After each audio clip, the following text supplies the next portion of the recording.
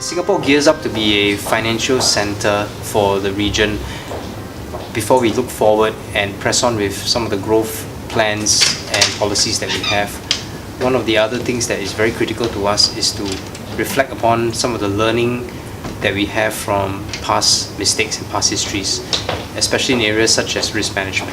So in 2008, I think all of you will still have this very fresh in your mind on the global financial crisis and the meltdown that has followed, as well as all the other fiascos with funds such as those that were run by Madoff.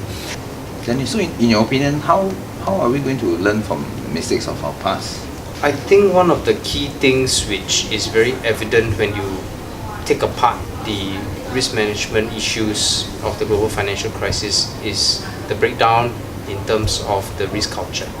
When I say risk culture, it is not purely just about the employees' respect for risk management in the organization. It is also about how the board and the leadership team actually interacts with the risk management function. And so based on your experience in the industry, do you think that risk management is working the way it is intended to be?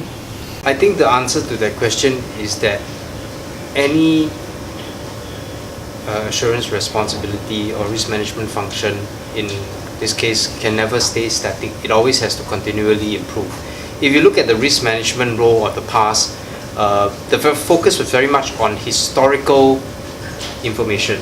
So you talk about things like looking at backtesting, and you look at historical data and try to identify certain trends or certain triggers which would potentially indicate that a problem is about to happen, right? But today, the whole role of risk management has got to be a lot more proactive. And by being proactive, what do I mean? I actually mean that risk management and the risk managers on hand should be actively involved in the decision-making process of the firm or the company. Then so now you have rightly pointed out that the current business climate is full of uncertainties. How then do we make risk management more effective? I think first and foremost, the risk manager needs to realize that managing risk is not just about addressing uncertainty. It is also about maximizing opportunity and upside and performance. So one of the first things that risk management has to do is to convince. He has to convince the management as well as the users of risk management in the business that there is certain upside and certain gains to be made. The second thing is to convince the people who are in the organization that they are responsible as risk owners for managing risk. So everything that is being decided on from a portfolio basis to a organizational level strategy definitely has to have an automatic trigger to ask what are the risk management considerations. And I think last and not least, the last thing that you do is also reflect on your organization's performance metrics for your employees.